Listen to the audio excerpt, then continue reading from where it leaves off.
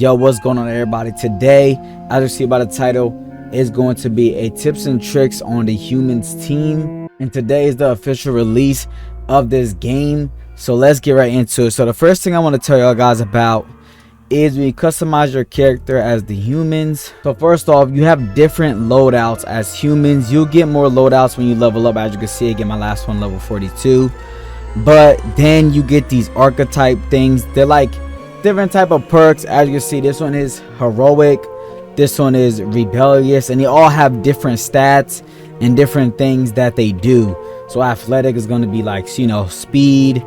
Heroic, you probably got a little more stamina and stuff, but each one has different perks. As you can see, it's red that goes down or green that goes up. So whichever type you like, you have to level up first before you even pick different ones. You're all gonna start out with this one, I believe. Yeah, so that's like all the little classes and stuff you can do in here. You can change your emotes, you can customize your character right here. As you can see, you got different hairstyles, but like I said, you gotta level up to really get all the clothes and hats and a lot of different things like that. So pretty much, if you just keep playing the game, you'll definitely get some cool stuff that you can change into, like all of these different clothes. So you don't gotta worry about that too much. Just level up, play the game, you can get all that stuff. Alright guys, so let me tell you about all the escapes in the game. There's 4 escapes. Every match there's going to be the same 4 escapes, but in every match the locations are randomized, so the boat won't be at the same spot like it was the last game. It could be, but it always changes. So there's 4 escapes: the boat, bridge, teleporter, and the bunker. They all require like 2 key items. Boat is gas and spark plug. The bridge is you gotta break this wood and you need a key. Teleporter, you only need 2 spark plugs. And bunker, you need gas and a key card. Now, I don't think everybody can escape at one escape. The boat, you can only have 3 people on the boat to leave. You can't have more than that.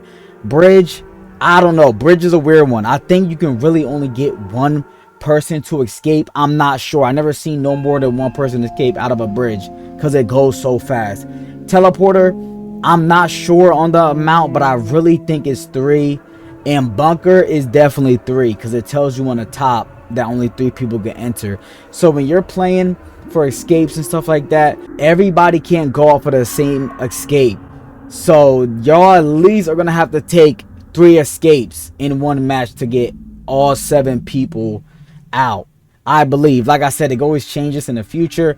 I'm not sure. That's all the stuff and that's all the things you need. It's not really hard to escape. You just gotta find the parts around the map, and that's all randomized to every match. So, and there is one more escape at the end of the match, and it's gonna spawn 30 seconds before the match ends. It's gonna be an ice cream truck, I think that's what it's called, I'm not sure, but you have 30 seconds to run there. That's random too.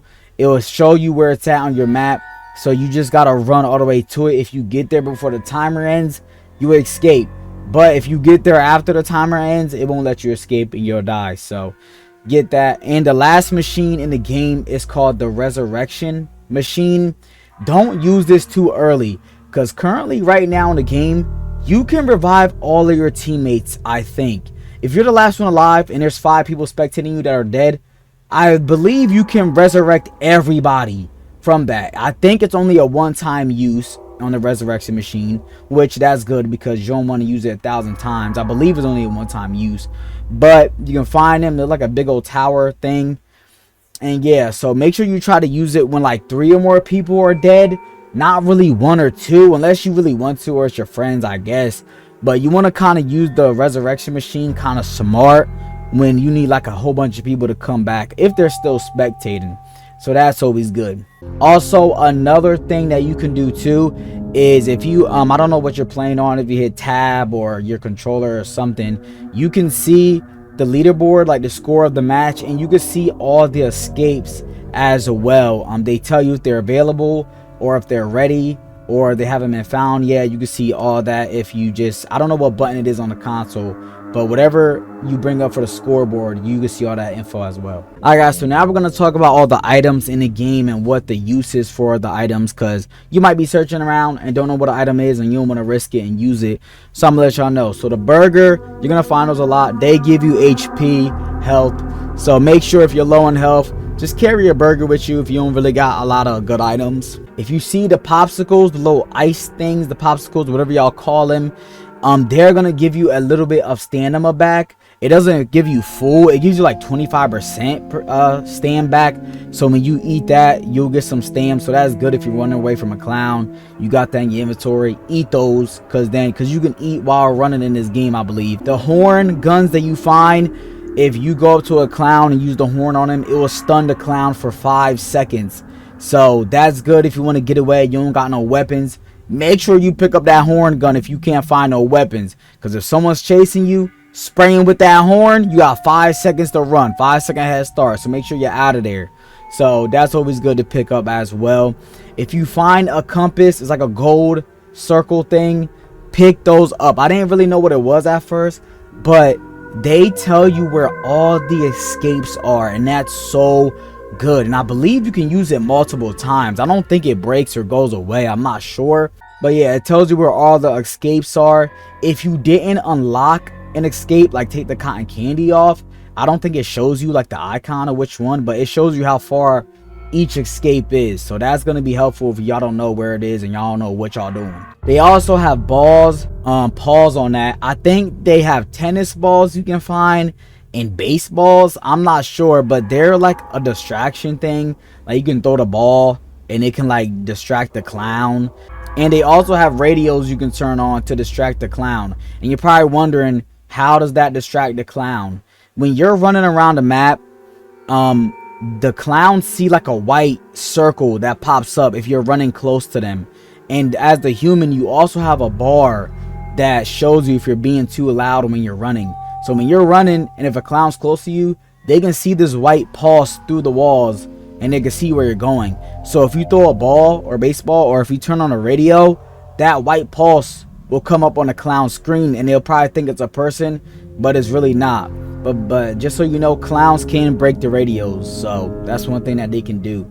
But that's cool if you like want to distract the clowns and trying to trick them and juke them out or whatever, stuff like that. That's pretty cool. If you're also trying to get away from clowns, you can also hide in dumpsters and porta potties. I believe they're around the map. You can hide in them, but just know when you hide in these dumpsters and porta potties and stuff is gonna pop up on your screen and you have to click it if you want to keep hiding in there. If you miss an input, it will alert the clowns. And that's another thing too.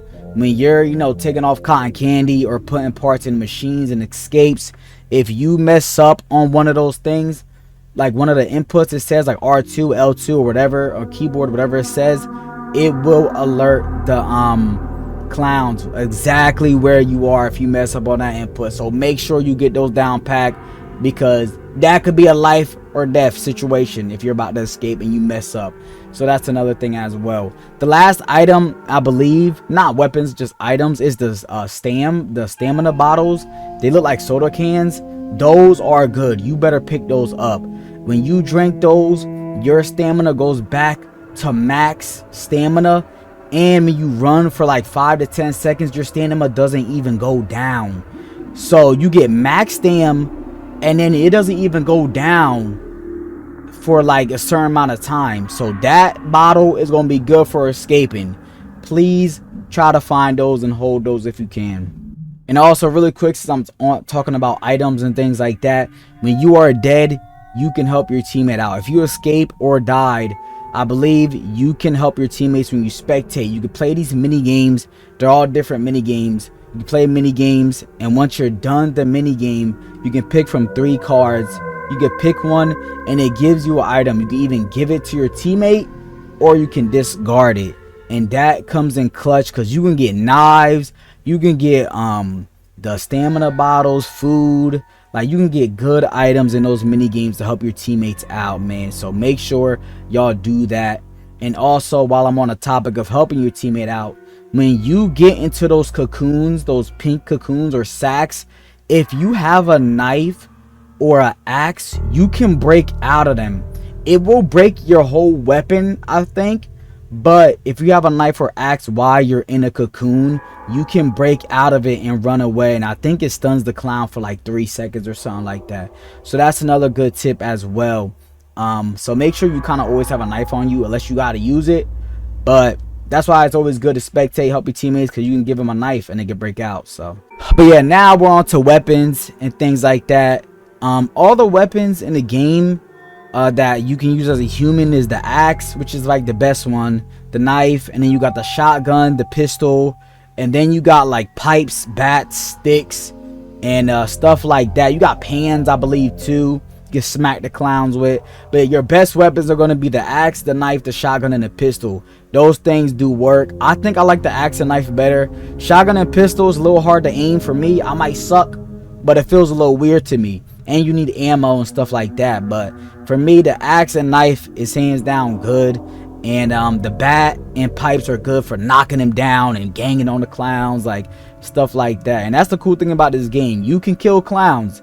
And when you kill a clown, they have like a 50-second cooldown or 40-second cooldown. So that's a big thing if you kill a clown. So make sure y'all try to kill clowns, but strategize it a little bit because it might backfire on you. And also another escape route y'all guys can do for y'all running away from the clowns, you can vault over like little walls and fences if you don't know that. If you go up to something, it's gonna tell you to press a button and you can like vault over it, like jump over it, so you can kind of juke out the clowns a little bit. It's not like stuff like Dead by Daylight where you can literally like loop probably, but you can vault over stuff. You can break through windows if you really have to escape, but you do lose health if you jump through a window and break it. But you can sneak through a window and don't lose health, but if you jump through it, you will lose health. But those are ways you can kind of escape clowns too, with the vaults and stuff like that. Vault over things, jump over little fences or walls, stuff like that. Also voice chat in the game as well. You can help your teammate. I think it's proximity, so you won't hear no one until you're near them. And as of right now, as I'm recording the video, this can always change. The clowns and humans can hear each other, I think, in voice chat. So if you're talking loud, I believe the clown can hear y'all whole conversation. So if y'all going to an escape route and the clown's near y'all, stop talking because they're gonna hear y'all. I believe so. They could change it. I don't really like that feature. I feel like it's kind of corny, but that's how it is for right now. But guys, I mean, that's probably really all the tips and tricks that I got for y'all. Hopefully it's really just the basics, like really basics, nothing really too advanced in this tips and trick. It's just trying to get y'all started since the release day is today or whenever y'all watching this video. I'll try to update it when updates come out and things like that, but make sure y'all just keep playing, leveling up your character, because the more you level up, the more you unlock for cosmetics and perks for your humans and even for clowns and stuff like that. And soon I'll probably make a tutorial on clowns eventually, but I'll try to get the clowns out soon. But yeah, hopefully y'all gonna do good surviving out there. This game is fun. It's gonna take time to learn, but it's not too hard to learn, and it is fun. It could get frustrating, but it could be some funny moments. But that's it. If y'all have any other tips y'all know in the comments to help new people, just put it in the comment section below, because I probably missed a lot of stuff that y'all even do or y'all do differently or whatever. So just let me know in the comment section. That's it. That's the basics. I'll see you on the next one. Hopefully I helped y'all.